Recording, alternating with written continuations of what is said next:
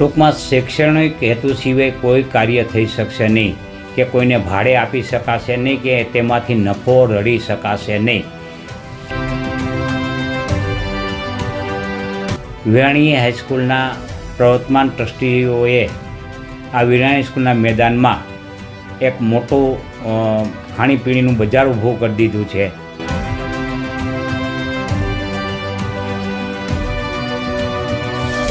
જો મેદાન જ નહીં હોય તો વિદ્યાર્થીઓ રમશે ક્યાં?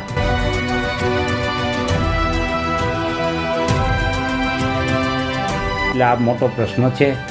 એટલે આ સદભંગના પગલાં લેવાય અને ટ્રસ્ટીઓ પર યોગ્ય કાર્યવાહી કરવામાં આવે.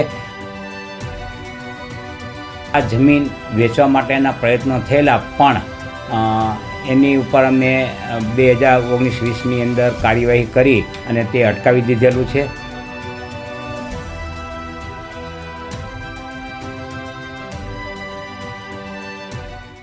સમાચારોમાં આગળ વાત કરીએ તો રાજકોટ વિરાણી હાઈસ્કૂલ ટ્રસ્ટ જમીન વેચવાનો વિવાદનો મામલો સામે આવ્યો છે.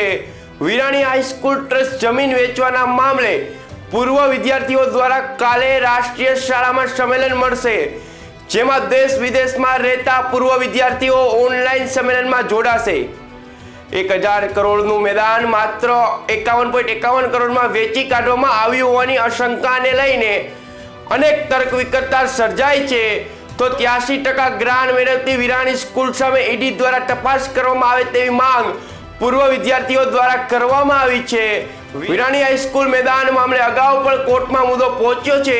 ત્યારે વિરાણી હાઈસ્કૂલનું ટ્રસ્ટ પબ્લિક ટ્રસ્ટ નહીં પણ ફેમિલી ટ્રસ્ટમાં ફેરવાઈ ગયું હોય જેવું જોવા મળી રહ્યું છે. વિરાણી હાઈસ્કૂલની જમીન છે એ સરકારે શરતો સાથે ફાળવેલી છે અને તેમાં મુખ્ય શરત એ છે કે વિરાણી હાઈસ્કૂલની જમીનમાં કોઈ કોમર્શિયલ હેતુ થઈ શકશે નહીં.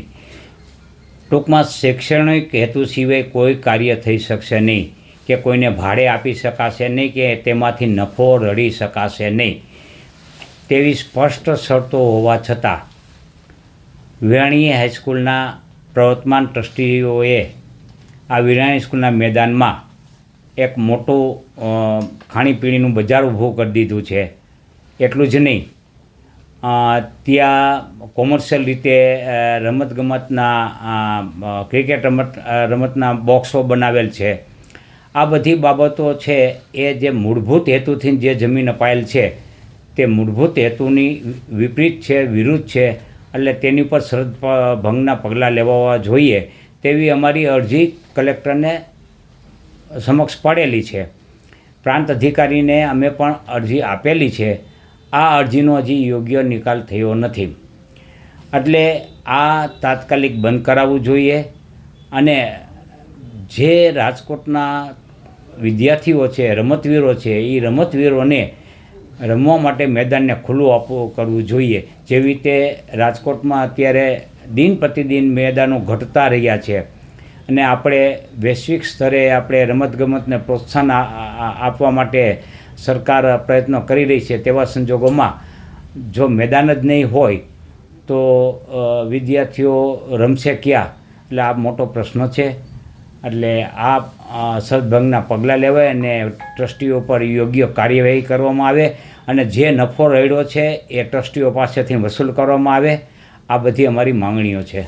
જમીન છે 49,700 વાર જેવી જમીન છે, એટલે કે 50,000 વાર જેવી જમીન છે. 2 લાખ રૂપિયાનો આપણે ભાવ ગણીએ સામાન્ય રીતે તો પણ 1000 કરોડની જમીન થાય છે. અને આ જમીન વેચવા માટેના પ્રયત્નો થયેલા પણ એની ઉપર અમે 2019-20ની અંદર કાર્યવાહી કરી અને તે અટકાવી દીધેલું છે.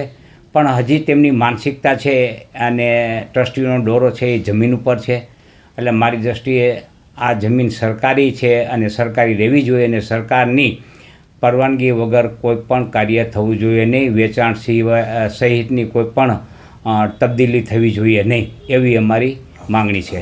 આવતીકાલે અમો વિદ્યાર્થીઓ એટલા માટે એકત્રિત થઈ રહ્યા છીએ કે અમો વિવિધ તબક્કે લડી રહ્યા છીએ. અત્યારે અમો હાઈકોર્ટમાં પણ લડી રહ્યા છીએ.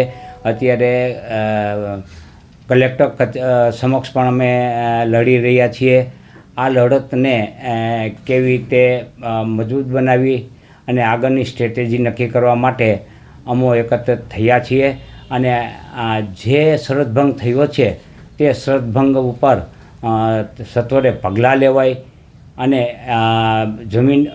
જમીનને ખુલ્લી કરવામાં આવે, મેદાનને ખુલ્લું કરવામાં આવે અને વિદ્યાર્થીઓને અને રમતવીરોને રમવા માટે ફરીથી કાર્યરત કરવામાં આવે તે માટે મારી લડત છે.